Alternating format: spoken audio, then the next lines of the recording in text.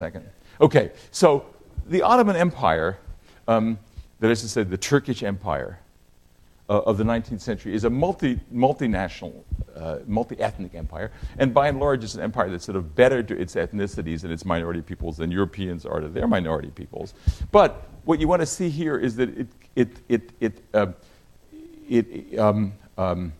under its hegemonies, much of what we now take to be the Middle East, much of what we now take to be Central Europe, Serbia, Croatia, Montenegro. Much of the politics of this area right now is still sort of working out of the collapse of the Ottoman Empire in the early 20th century. So what we're dealing with then is this area in here, Bulgaria, and then the area sort of here, which would be where this Chios, this massacre that I'm going to talk to you about. In a moment. I'm sorry, not here. Here. Shh. Here. There's Chios, which I'll be talking about in a second. All right. The point about the politics of this is Russia is up here, and Russia is an enemy of the Ottoman Empire.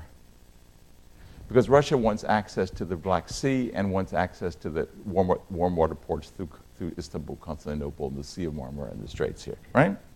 Britain is an ally of the Ottoman Empire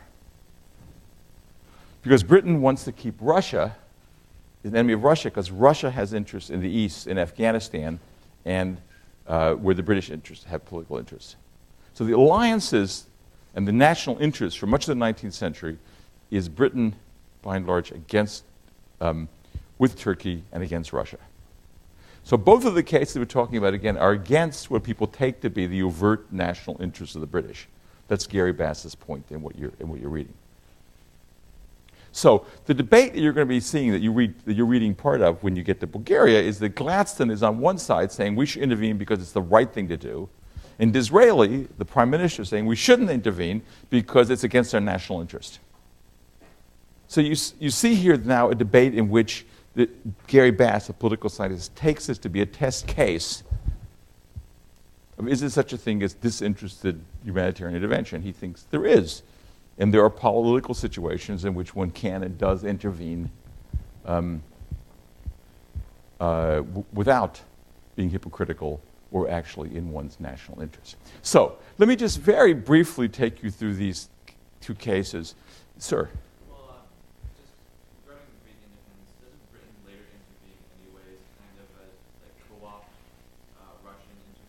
It does exactly, because it's worried about it ends up being in support of the Greeks by opposing the Turks because they're afraid if they don't do it, the Russians will do it first. But so in that case, doesn't it kind of sync up? It could sync up with sort of interest, but it's unclear they would have done it had there not been all this intervention. The Bulgaria case is probably closer. But what I want to suggest to you, and you're absolutely right. I mean, it's the case with all these. Every time there's humanitarian intervention, are you sure it's not really in our national interest to do what's going on?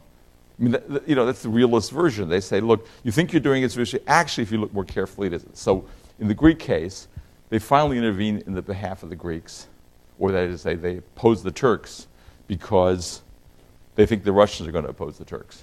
And rather than having the Russians in there, they say we'll get there first. But there's a lot of argument amongst the political classes, including Canning, the foreign secretary, who says we should do this because it's the right thing to do before the Russians threaten. Right? So I know this is a complicated politics, and there's no reason you should know it. But what you just want to know is the structure of these situations and how people think about them, because you'll see this again as we go along. It'll help you think about modern interventions. So the Greek story is that Greece is under, and has been since 1453, Turkish hegemony. And there's been a series of wars going on for centuries in which little parts of Greece oppose the Ottoman Empire. And there's a major revolt in the Peloponnese, the big section of Greece that's hanging down. I'll show you the picture in a second again, in 1821. And then in 1823,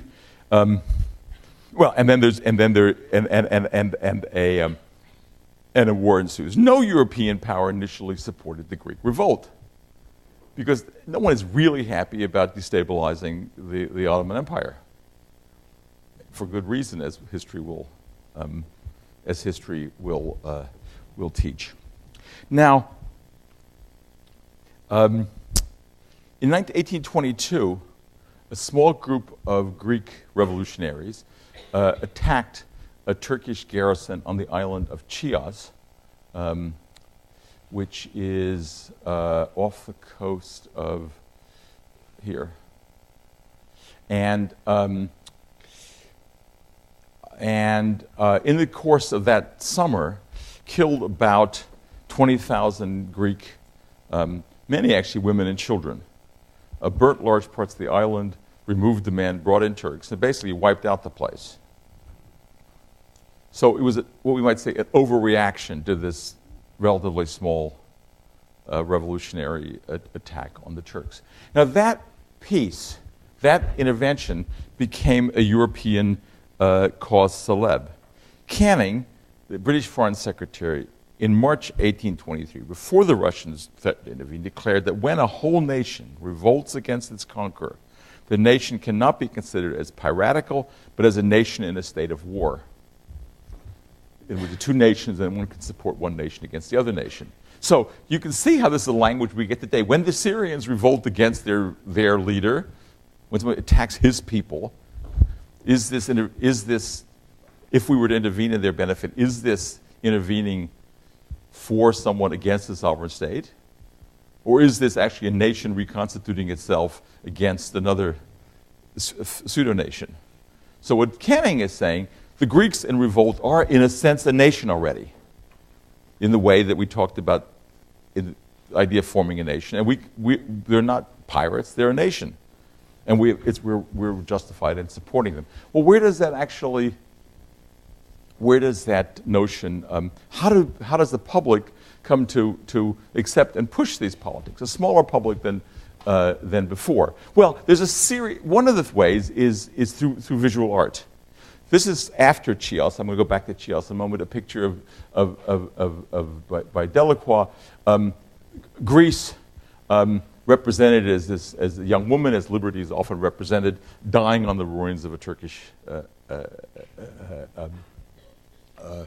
a fortress to which the Turks attached. But I want to show you Chios. This is the most famous picture of this war by Delacroix, a great French romanticist painter of this period. And you see all the sort of elements of this thing: the Turkish warrior knifing women, dead woman with a child at her breast, old women. It is always said that they targeted particularly older women and children in this, just to make a point. And in the back, you see villages burning. So that picture gets engraved and gets sent around Europe and becomes a representation of the depredations of the Turks. So what ultimately, and there's huge amounts of this kind of art. Lord Byron, the great romantic poet, went off to rented a boat to go off and help the British. Died in the process, much to the horror of the British reading public, and that's also much publicized. Then and subsequently, and he dies in the sort of way as a Homeric hero. So the story we have here is that why do we go in favor of Greeks, in favor of Greece? Why should the British intervene against their interests? Well, number one, the interests of, that we understand them to be now people righteously in revolt, because we're all Greeks. We identify with being Greek, because the Greeks are wronged in this sort of significant way, and we should be able to identify with them. Well, I just want to briefly, because I am going to end in 5 minutes, I want to just take you through the Bulgarian atrocities. Now, this is a case where, again, we're talking now about Bulgaria here.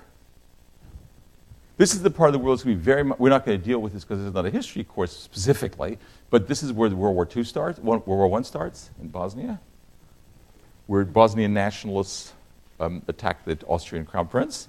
So the story that we're having, and the Armenian story which we're going to get, is sort of going to be part of the story as well, because there are Armenian national interests against the Turks. And so this time we're talking about Bulgaria. Bulgaria is a Christian country under the hegemony of a Muslim country. Now, as I said, the